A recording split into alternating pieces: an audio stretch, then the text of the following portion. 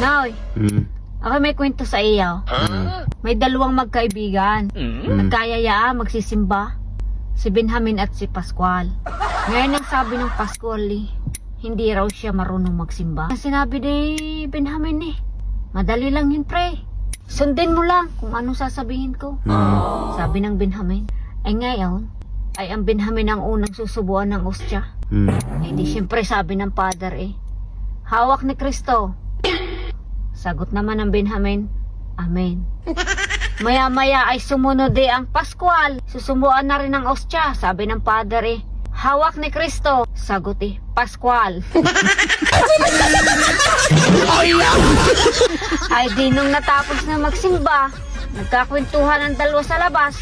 Ang sabi ng Pascual madali lang pala magsimba. Pangalan lang pala naman ang sasabihin Di sinabi ko rin ang aking pangalan, Pascual.